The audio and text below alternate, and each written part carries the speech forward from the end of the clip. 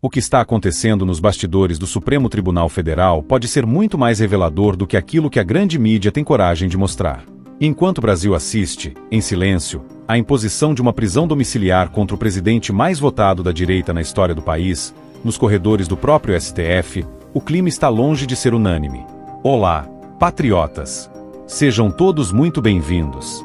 Aqui, a sua opinião vale muito, então sinta-se à vontade para comentar. Agora, vamos direto à notícia. Acredite se quiser, ministros da Suprema Corte estão pressionando Alexandre de Moraes a recuar, ou, pelo menos, repensar os termos dessa decisão que colocou Jair Bolsonaro em regime domiciliar. Ao mesmo tempo, em um movimento que chama atenção pela sutileza política e pelo timing, Moraes autoriza que Bolsonaro receba visitas dos filhos durante essa mesma prisão. Um gesto humano ou uma jogada estratégica? Será que estamos diante de uma disputa interna entre ministros do STF? Estariam alguns percebendo o desgaste institucional provocado por decisões cada vez mais questionadas pela população? Ou seria apenas uma forma de suavizar a repercussão negativa de uma medida considerada, por muitos, desproporcional? E mais, por que essa visita familiar foi autorizada agora? O que isso revela sobre o tabuleiro político e jurídico em que estamos inseridos? Fica com a gente até o fim deste vídeo, porque você vai entender os bastidores, as pressões internas e o que pode acontecer a seguir nesse jogo de xadrez institucional. Vamos começar com o ponto mais visível da crise: a prisão domiciliar de Jair Bolsonaro. Oficialmente, o ex-presidente está sendo mantido em sua residência por determinação do ministro Alexandre de Moraes, sob a justificativa de que teria descumprido medidas impostas no curso das investigações que envolvem os atos de 8 de janeiro. Não vamos entrar nos méritos jurídicos específicos aqui, porque o ponto central desta análise é outro: o contexto político e os desdobramentos que essa medida vem gerando, inclusive dentro do próprio STF. Fontes ligadas ao Supremo apontam que, nos bastidores, ministros de diferentes linhas ideológicas já demonstraram desconforto com o prolongamento da medida contra Bolsonaro. Alguns entendem que a decisão, embora respaldada juridicamente, tem causado mais ruído político do que estabilidade institucional. Ou seja, a medida não estaria contribuindo para a pacificação do país, mas sim acirrando ânimos, tanto na sociedade quanto entre as instituições. E aqui vale uma reflexão importante: o STF não é uma entidade homogênea. Apesar das aparências, há divergências internas, há egos em conflito e há, sobretudo, diferentes visões sobre o papel da corte em momentos de crise. Enquanto Alexandre de Moraes tem assumido uma postura de protagonismo ativo, o que muitos chamam de judicialização da política, outros ministros defendem uma atuação mais discreta, voltada à estabilidade do sistema. Essa divisão ficou clara em episódios anteriores. Lembre-se, por exemplo, da atuação do ministro Cássio Nunes Marques em decisões que contrariaram o consenso progressista dentro da corte. Ou da própria resistência de ministros como André Mendonça, que, embora isolados em votos vencidos, sempre fizeram questão de marcar posição em defesa de princípios constitucionais mais conservadores. A pressão sobre Moraes, portanto, não é invenção. Ela existe, e surge, sobretudo, do desgaste crescente provocado por decisões unilaterais que acabam sendo vistas, inclusive por parte da opinião pública, como politicamente orientadas. A pergunta que fica é: até que ponto o Supremo aguenta esse tipo de pressão sem sofrer uma crise de legitimidade? E é aqui que entra o segundo ponto do vídeo: a autorização concedida por Moraes para que os filhos de Bolsonaro visitem durante o cumprimento da prisão domiciliar. A decisão, publicada em despacho recente, libera as visitas de Flávio, Carlos e Eduardo Bolsonaro, algo que, até então, havia sido vetado com base na justificativa de que o ex-presidente não poderia manter contato com pessoas investigadas nos mesmos inquéritos. A mudança, embora sutil, tem um peso simbólico enorme. Primeiro, porque reconhece um princípio básico de humanidade, o direito à convivência familiar, especialmente em um contexto tão delicado quanto esse.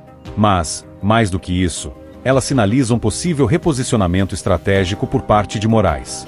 E aqui não se trata de ingenuidade. Nenhuma decisão do ministro é tomada sem considerar o impacto político que ela pode gerar. Ao autorizar as visitas, Moraes tenta mostrar moderação, talvez até sensibilidade. Mas também pode estar respondendo à pressão interna mencionada anteriormente. Você já parou para pensar por que essa autorização veio agora? O que mudou de uma semana para outra? Teria sido um gesto espontâneo ou um movimento cuidadosamente calculado para conter críticas vindas até mesmo de dentro da própria corte? É importante lembrar que Alexandre de Moraes está no centro de uma série de decisões que vêm sendo questionadas não só por juristas, mas também por analistas políticos e pela população em geral. Sua atuação nos inquéritos relacionados a fake news, atos antidemocráticos e, mais recentemente, as condutas do ex-presidente, consolidou sua imagem como uma das figuras mais poderosas e controversas da atual conjuntura nacional. No entanto, mesmo dentro dessa posição de força, nenhum ministro está imune às regras do jogo político. O apoio popular conta. A imagem pública conta. E, mais do que tudo, a coesão institucional conta. Um Supremo dividido, com decisões contestadas por seus próprios integrantes, perde força, e isso é tudo que uma Corte Constitucional não pode permitir. Voltando à visita dos filhos, o gesto parece pequeno, mas revela muito. Em um país em que figuras públicas são alvo de medidas extremas e muitas vezes simbólicas, permitir que um pai veja seus filhos dentro do próprio lar é mais do que uma decisão judicial. É uma tentativa de humanizar uma medida que, aos olhos de muitos, tem sido vista como uma resposta política disfarçada de ação jurídica. Esse tipo de decisão também busca desmobilizar críticas vindas de setores que começam a questionar o grau de autoridade concentrada nas mãos de um único ministro. Permitir a visita dos filhos é, em última análise, uma forma de suavizar a percepção pública, sem precisar voltar atrás na medida principal. E não se engane, essa movimentação toda ocorre em um momento extremamente delicado. Estamos a menos de um ano das próximas eleições municipais, com o Congresso em ebulição e o Executivo Federal enfrentando uma crise de popularidade crescente. Em outras palavras, o ambiente está politicamente inflamável, e qualquer faísca pode provocar um incêndio. Enquanto isso, Bolsonaro continua sendo uma figura central no imaginário político da direita. Mesmo em regime domiciliar, continua sendo um símbolo, tanto para seus apoiadores quanto para seus opositores. E é por isso que cada gesto envolvendo seu nome carrega um peso que vai muito além da técnica jurídica. A decisão de permitir que seus filhos o visitem é, portanto, um gesto com múltiplas leituras. Pode ser vista como uma concessão humanitária, uma resposta à pressão institucional ou até uma tentativa de aliviar o desgaste político acumulado nos últimos meses. Mas a pergunta que fica é: isso basta? Será que esse tipo de medida é suficiente para conter o crescimento do descontentamento social com decisões judiciais cada vez mais politizadas? Será que a população vai continuar aceitando, passivamente, esse novo modelo de relação entre judiciário e política? Ou será que estamos prestes a ver um movimento de reação, vindo de dentro da própria estrutura institucional? Os próximos dias serão decisivos.